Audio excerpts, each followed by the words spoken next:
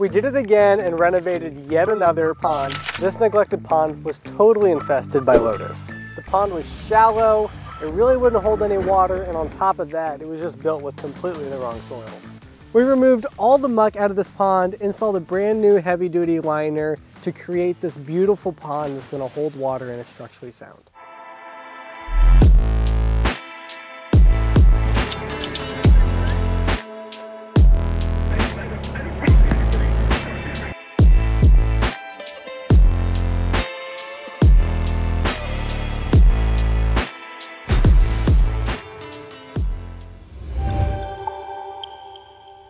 We're in Bonner Springs, Kansas. The couple who purchased this property purchased it only a couple of years ago.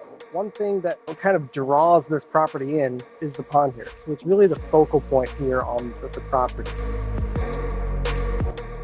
They have a beautiful house up on the hill. And whenever you look out over this pasture, all you see is this old farm pond covered with lilies, really no water in it. The vision for the pond is to create this oasis that sits right here in the center of the property. They want to have this beautiful blue kind of water source right there in the middle. It's also going to be an amazing entertainment source. This pond is at the age where it's completely silted in. So now it's only a couple feet deep. And on top of that, the soil it was built on is basically pure sand. So this pond doesn't hold any water. The pond is just incredibly shallow. It's overcome with all these lilies and lotus due to that pond being so shallow. It's full of sand, it's full of silt. It's just kind of eroded over time, and time's just taken its toll on it. Through our initial investigations, we found sand throughout the entire dam, throughout the entire property here, besides a little bit of clay up on top of the hill. So we have three options to go ahead and fix the actual sealing part of this pond. The first was, let's just install a liner and that's not going to leak any water at all. The next was clay, and the next one was bentonite.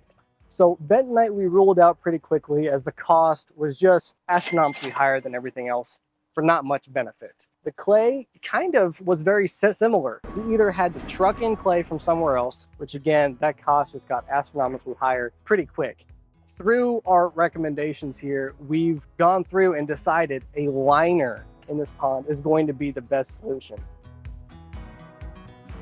So whenever a pond's built, we're mainly looking at how porous is this soil going to be. We're essentially how much water is going to seep through it. The thing about clay in comparison to topsoil or sand or any kind of silty loam material is it just simply seals water better than that stuff. Water doesn't leak through it as quickly. That's kind of the key word there. Water will still leak through clay. It's just going to happen. There's all that pressure on it, but it leaks at an incredibly slower rate compared to anything else, which is why you get that effect of a fully sealed pond.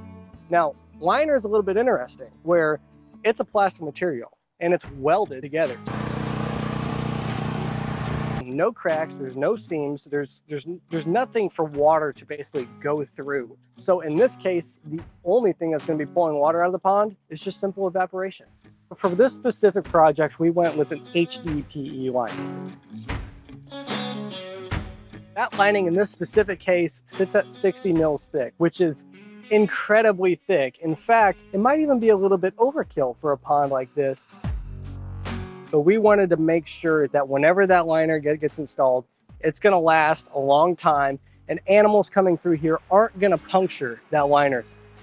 On this renovation, we're going to be increasing the depth of this pond to about 8 to 12 feet, dependent on the rock down there. Additionally, what we're going to be doing is grading the sides of this pond to slope gently into the pond. One thing I'm noticing right away is, hey, I'm not going downhill very quickly. These slopes would just be way steeper. Really, the ideal slope here is a 3-3-1. But whenever you end up looking at a pond and you see shoreline that isn't at a 3-1, you see a pond covered in lilies, you can absolutely take a quick guess that that pond is silted in and it's time for a renovation.